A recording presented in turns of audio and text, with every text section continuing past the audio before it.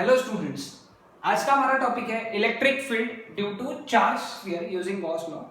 पिछले लेक्चर में हम लोगों ने टाइप पढ़ा। अगर आपने पिछले लेक्चर नहीं देखा है तो पहले आप वो लेक्चर को देखिए। ओके, यानी आपको समझ में आएगा कि मैंने ये दो टाइप के स्फीयर ही इसमें क्यों लिखे हैं। सॉरी, तीन टाइप के, conducting and non conducting hollow sphere and conducting solid sphere के लिए सभी के लिए एक ही केस है। ओके, सभी के लिए एक जैसा ही डिस्कशन है। ओके, तो हम लोग वो डिस्कशन सारा इस लेक्चर में करेंगे। ओके, अब यहां पे हम लोगों को सबसे पहले इलेक्ट्रिक फील्ड निकालना है।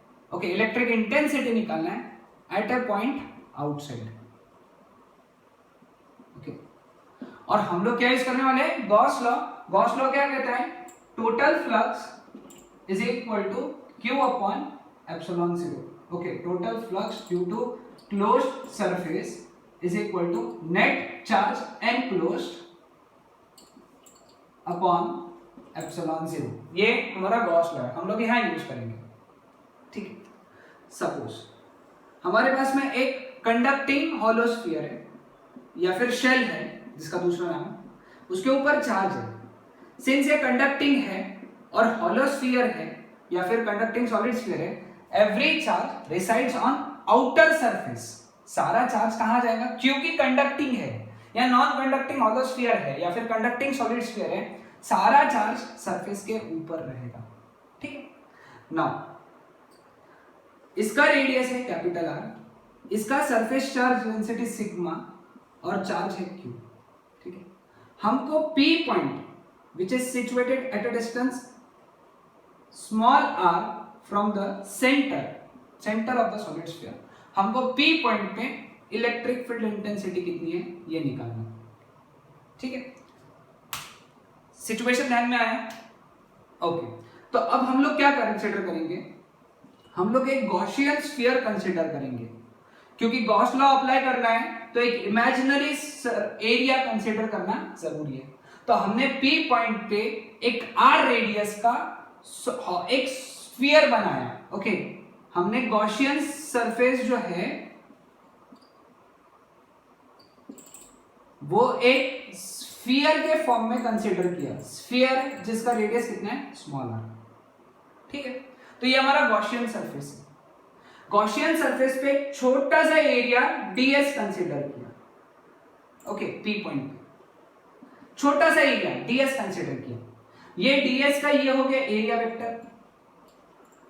ठीक है, नाउ यहां पे फील्ड इज ऑलवेज रेडियल। हम लोग जो इलेक्ट्रिक फील्ड कंसीडर करते हैं वो रेडियल कंसीडर करते हैं। रेडियल इलेक्ट्रिक फील्ड का मतलब क्या है?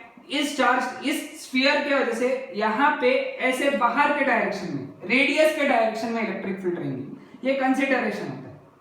तो ये इलेक्ट्रिक फील्ड की डायरेक्शन होगी। मतलब इलेक्ट्रिक फील्ड और ds के बीच में एंगल कितना हो गया? थीटा कितना हो गया? 0 डिग्री। ठीक है, so total electric flux phi that would be given by integration E ds cos theta। Flux का फॉर्मूला ये, गॉस लॉ नहीं लगाया अभी तक, फ्लक्स का फॉर्मूला। तो E तो कांस्टेंट है इंटीग्रेशन के बाहर। Okay, integration of ds into cos 0 degree, क्योंकि थीटा कितना है? 0 डिग्री। तो flux is equal to E cos 0 कितना है? 1। सारे ds को जमा करोगे, इमेजिन करो, अब ये तो सर्कल दिख रहा है, तुम इमेजिन करो ये एक स्फीयर है, स्फीयर।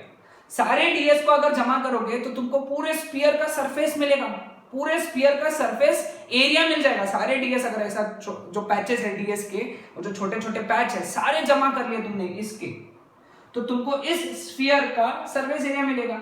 और सरफेस एरिया कितना होता है? 4 पाई रेडियस स्क्वायर, और इसका रेडियस कितना है? ये बाहर वाले स्फीयर का 4 पाई r स्क्वायर। इक्वेशन 1।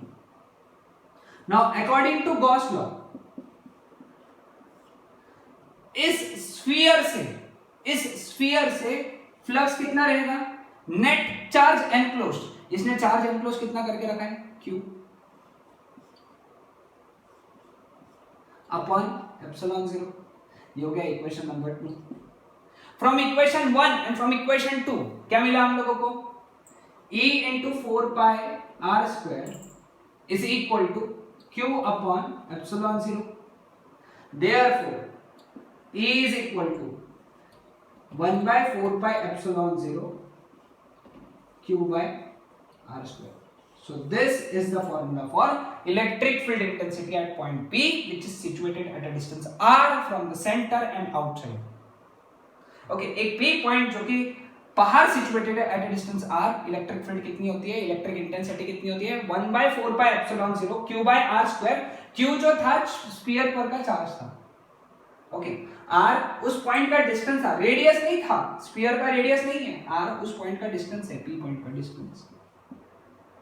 ठीक है, इसका दूसरा फॉर्मेट भी है, यहां से Q जो है वो sigma into 4 pi R square भी लिख सकते हैं, है ना. Surface charge density into surface area substitute किया है यहाँ पे हम लोगों ने. A is equal to 1/4 pi epsilon 0 sigma into 4 pi capital R square upon small r square. Capital R square रहेगा यहाँ पे, surface charge density into surface area, इसका 4 पाई कैंसिल. तो इलेक्ट्रिक फील्ड का दूसरा और most important formula sigma R square upon epsilon 0 small r square. Most important, ये भी फॉर्मूला याद रखना है. सभी को ध्यान में आया ये case. Okay, so this was very simple case जहां पे point P was lying outside the sphere. ठीक है, नाउ अब हम लोग बात करेंगे on the surface. On the surface में कुछ नहीं, बहुत सिंपल आएगा, चेंजेस कुछ नहीं. पहले सेकंड केस में इनसाइड का कंसीडर कर लेंगे, इनसाइड. ऑन द सरफेस का इसके बाद कंसीडर करेंगे. ठीक है, अब ये स्फीयर था हमारा जिसपे चार्जेस कहाँ थे बेटा, इस केस में हमारे सरफेस के ऊपर चार्ज थे, यानी charges always reside on the surface. Radius capital R है, चार्ज कितना दिया Q और सरफेस चार्ज डेंसिटी सिग्मा है. हमको P point which is situated at a distance small r, लेकिन कहाँ पे, लेकिन इनसाइड हम लोगों को क्या निकालना है, इलेक्ट्रिक फील्ड. ठीक है, इलेक्ट्रिक इंटेंसिटी. अगेन केस भी वही कंसीडर करेंगे कि यहाँ पे एक कंसीडर करेंगे गॉसियन सरफेस. गॉसियन सरफेस कैसे रहेगा, एक sphere of radius small r. ठीक है, अगेन इलेक्ट्रिक फील्ड. ओके, सबसे पहले flux is integration AdS cos theta. Okay, theta तो जीरो रहेगा यहाँ पे, है ना, क्योंकि ये ds है ना, और इलेक्ट्रिक फील्ड इधर 180 डिग्री रहेगा, क्योंकि ये चार्जेस की वजह से इलेक्ट्रिक फील्ड इधर रहेगा ना अबे. तो एंगल कितना हो गया 180, तो यहाँ पे एंगल हो गया 180 डिग्री. E बाहर integration ds into -1 minus E into what is integration ds 4 pi r square. लेकिन गॉस लॉ लगा यहाँ पे, तो गॉस लॉ से ये पता चला कि जो फ्लक्स है that is net charge enclosed by the sphere. ये स्फीयर के अंदर कितना चार्ज है, वापस से ये स्फीयर के अंदर कितना चार्ज है, क्योंकि गॉस लॉ क्या कहता है, flux is equal to charge enclosed upon epsilon 0.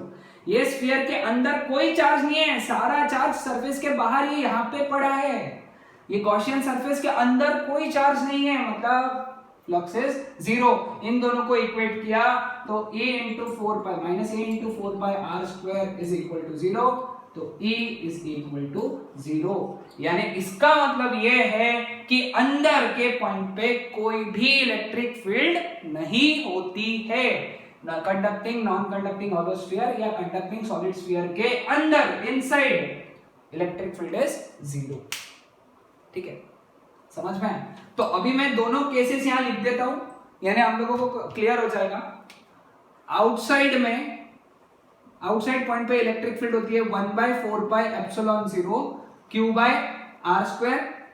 Inside में इलेक्ट्रिक फील्ड होती है 0. अब अगर सरफेस बोला तो सरफेस के लिए small r is equal to capital R रहेगा, तो इलेक्ट्रिक फील्ड कितना रहेगा 1/4 pi epsilon 0 Q by capital R square. ठीक है, अब इसका ग्राफ निकालने बोलते हैं. ग्राफ निकालने बोलते हैं इलेक्ट्रिक इंटेंसिटी वर्सेस डिस्टेंस का, पॉइंट के डिस्टेंस का फ्रॉम द सेंटर. ठीक है, अब यहां तक small r is equal to capital R. Okay, यहां तक देखा जाए तो क्या है, एक स्फीयर के अंदर ही है ना अपन, है ना. यहां से लेके यहां तक तो हम स्फीयर के अंदर है, और स्फीयर के अंदर इलेक्ट्रिक फील्ड कितना होता है 0, तो मतलब यहाँ पे फील्ड कितना रहेगा 0। ठीक है, अब जब small r is equal to capital R है, मतलब कहां पे पहुंच गए, सरफेस पे। सरफेस पे फील्ड कितनी है 1/4 pi epsilon 0 q by r square, मतलब एकदम से सरफेस पे फील्ड बढ़ गया, और कितना हो गया 1/4 pi epsilon 0 q by r square. और फिर आउटसाइड है, आउटसाइड पे q is inversely proportional to E is inversely proportional to r square, electric field intensity is inversely proportional to r square, जैसा जैसा r बढ़ेगा inversely proportional to r square, यानी इस तरीके से ग्राफ आएगा। सो इसका जो ग्राफ आएगा यहाँ पे, तो ये इस तरीके से आएगा, पहले 0, फिर बढ़ जाएगा एकदम से उस पॉइंट पे, और फिर inversely proportional to r square. So this was the graph of electric intensity versus distance from the center of the solid sphere.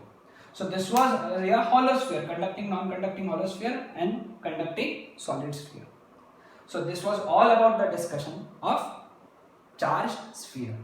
अगले लेक्चर में हम लोग नॉन कंडक्टिंग सॉलिड स्फीयर के बारे में बात करेंगे, नॉन कंडक्टिंग सॉलिड स्फीयर।